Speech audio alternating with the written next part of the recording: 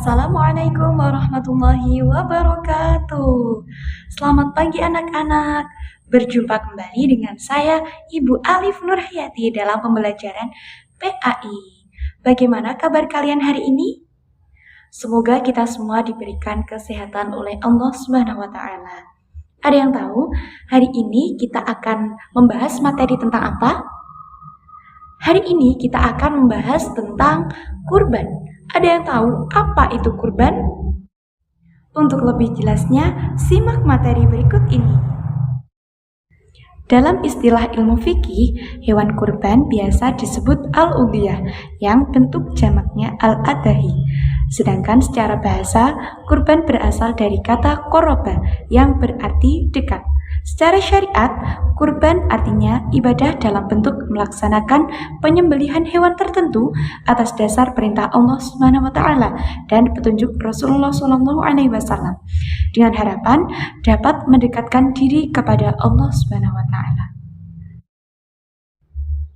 Allah Subhanahu wa taala memerintahkan umat Islam untuk berkurban sebagaimana yang tertuang dalam Quran surat Al-Kautsar surat ke-108 ayat 1 sampai 3. Bunyinya, A'udzubillahi minasyaitonirrajim. Bismillahirrahmanirrahim.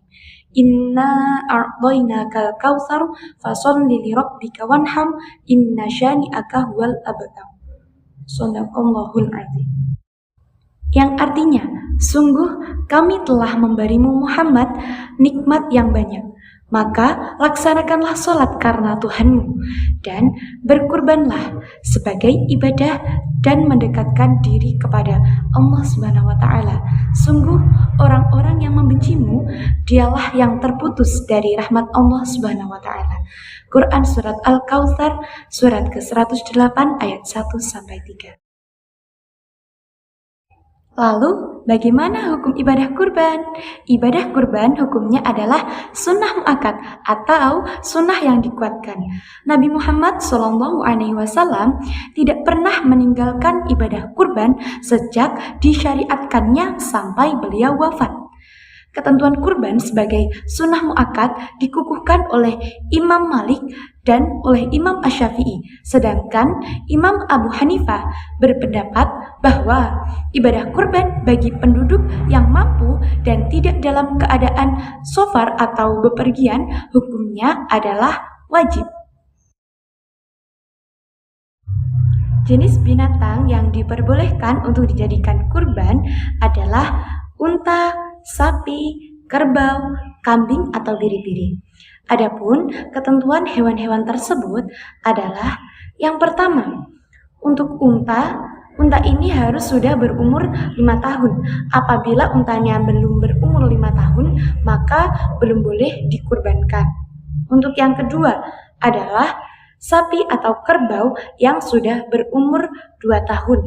Yang ketiga adalah kambing yang sudah berumur 2 tahun, dan yang keempat atau yang terakhir adalah domba atau biri-biri yang sudah berumur 1 tahun atau telah berganti gigi.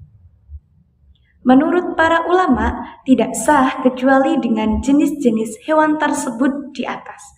Di samping memenuhi ketentuan umur, binatang-binatang itu juga harus sehat dan organ tubuhnya lengkap. Tanduknya tidak patah, tidak buta matanya, tidak pincang, tidak sakit atau cacat, dan tidak kurus kering. Ketentuan yang lain untuk jenis binatang unta, sapi, dan kerbau boleh untuk kurban sejumlah 7 orang, sedangkan untuk kambing dan domba hanya untuk kurbannya 1 orang.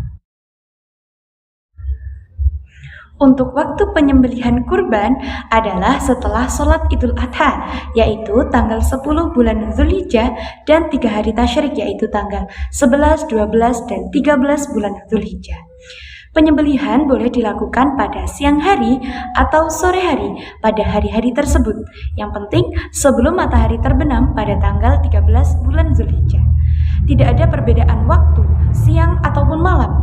Baik siang maupun malam, penyembelihan kurban sama-sama dibolehkan. Hikmah pelaksanaan kurban antara lain, yang pertama adalah menghidupkan sunnah para nabi terdahulu, khususnya yaitu sunnah Nabi Ibrahim alaihissalam. Yang kedua, untuk mendekatkan diri atau takarrub kepada Allah Subhanahu wa taala.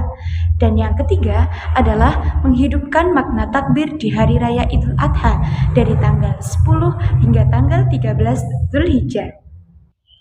Itulah tadi materi tentang kurban yang dapat Ibu sampaikan. Apabila ada yang ingin bertanya, silahkan tulis di kolom komentar ya. Sekian yang dapat saya sampaikan. Wallahul muwaffiq ila aqwamit thoriq. Wassalamualaikum warahmatullahi wabarakatuh.